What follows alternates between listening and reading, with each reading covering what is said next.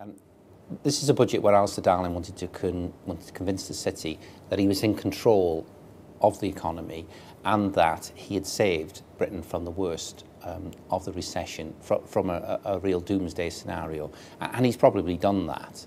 And his evidence for that is that public borrowing is coming down quicker than he said it would.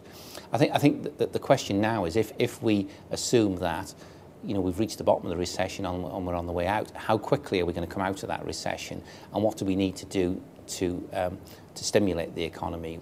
I guess the first area is all around employment costs. I think most employers have explored new ways in the recession to pay their employees and to reduce employment costs and make more effective use of their employees. I think that's set to continue.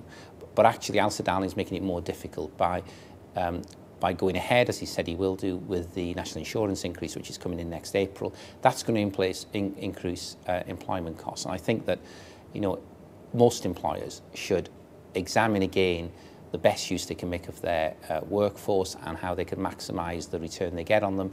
And perhaps that's using flexible working and flexible benefits and some of the other things that have been tried.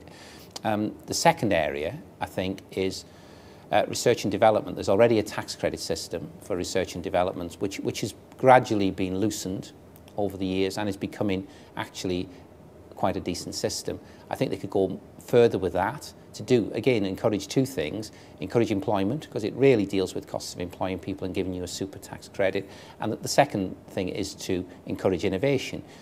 The third area, I think, is around mergers and acquisition activity.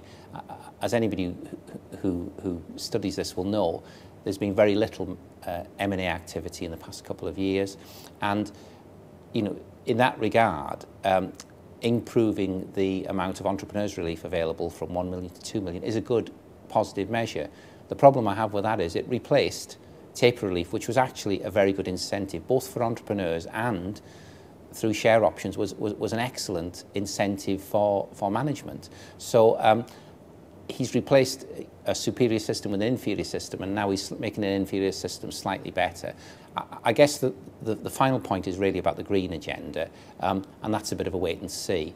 There's this green investment bank which is going to pump 2 billion into green industries, and that if it does that, that is great. My concern would be that that if the hurdles to get that investment are too difficult or too complex or takes too long, it actually is not going to have the direct effect it should have.